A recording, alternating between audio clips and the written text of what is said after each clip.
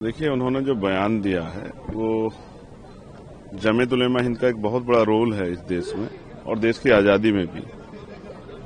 जब बहुत सारे लोग आजादी की जंग में भाग रहे थे, लड़ना नहीं चाहते थे, जेलों से डर रहे थे, बलिदान से डर रहे थे, तो जमीयत उलेमा हिंद ने एक बहुत बड़ा रोल अदा किया है। चाहे सविनय अयोग्य आंदोलन हो या ऐसा योग आंदोलन हो या कोई और आंदोलन जो है उस समय में जो चले हैं, उनमें जमीयत उलेमा हिंद का एक बहुत बड़ा रोल रहा है।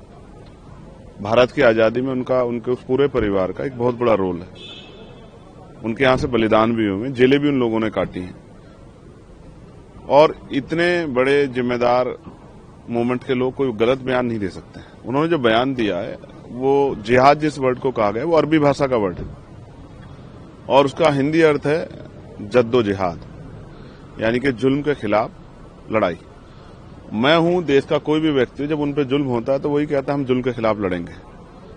बीजेपी के नेता तो बहुत भड़काऊ भाषण देते हैं, कोई कहता है धर्म युद्ध होगा, कोई हिंदू राष्ट्र बनाने की तरफ अग्रसर है। उन्होंने जो बयान दिया है, उन्होंने बयान दिया है कि जिस तरह से मुसलमानों पर जुल्म हो रहा है तो उनको इस जुल्म का संवैधानिक दायरे में जो है विरोध करना चाहिए और ये कॉन्स्टिट्यूशनल राइट है। आपको जानकारी होगी, रेस में रुमाल तहरीक वहां से चली जिसमें हजारों जो है मुस्लिम जो स्कॉलर जो है उन्होंने बलिदान दिया देश की आजादी के लिए, जिनका इतना बड़ा रोल है।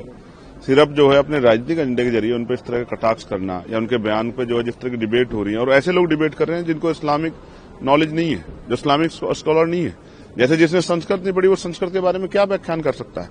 तो सिर्फ राजनीतिक एजेंडे से उनको करना, मैं इस बात से सहमत नहीं। उनका जो बयान है वो हक पे है, जरूरी बयान है, अपने लोगों को आगे बढ़ाने का, उनको सही रास्ता दिखाने की इजाजत संविधान देता है। और अगर कोई संवैधानिक दायरे में कोई काम कर रहा है तो उसका हम लोग समर्थन करते हैं। मैं नहीं चाहता इस तरह की डिबेट हो, लेकिन जिस तरह की डिबेट की जा रही है उससे ये साफ हो रहा है कि वो एक राजनीतिक एजेंडे के जरिए की जा रही है। उनका जो बयान है और जिस विषय को लेकर पूरा बयान वो सही है और मैं उनके बयान का समर्थन करता हूँ। नदवी ने जो एक बयान दिया है कि मुस्लिमों को जो है प्रेशराइज किया जा रहा है और जिहाद की जरूरत है, इस तरीके के शब्दों का प्रयोग किया गया, क्या कहेंगे? मैं फिर आपसे कह रहा हूं, जब तक आप इस वर्ड का अर्थ नहीं समझेंगे तब तक इसके कई मायने आप निकाल सकते हैं। हम तो रोज नारा निकालते हैं, जुल्म जबर के खिलाफ संघर्ष हमारा नारा है, जोर जुल्म की टक्कर में संघर्ष हमारी, तो रोज हम लोग नारे लगाते ही हैं। और देश की आजादी में कितने ऐसे नारे लगे, अंग्रेज भी इसी तरह का सलूक करते थे।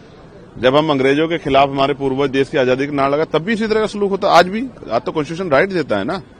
तो जिस तरह का आपके सामने धार्मिक आजादी जिस तरह छीनी जा रही है, कोई कहता है इनको भगा दो, कोई कहता है पाकिस्तान छोड़ के आओ, कोई इस तरह के शब्दों का प्रयोग होता है, तो ऐसे में जिम्मेदार सरकार की है कि वो इंटरनल ऐसे लोगों पर रोक लगाए। कहां रोक लग रही है? कोई दाढ़ी पकड़ के मार देता है, कोई टोपी उतार के मार देता है, कोई धर्म के नाम पे मार देता है, कोई पशु के नाम पे मार देता है।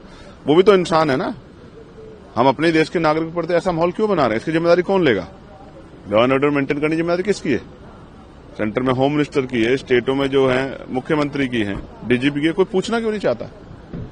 लेकिन इस तरह की चीजें जो है वो देश के लिए अच्छी नहीं है। देश की जो है संप्रभुता पे, देश की एकता अखंडता पे खतरा जो पैदा किया जा रहा है, इस पर सरकार को संज्ञान लेना चाहिए।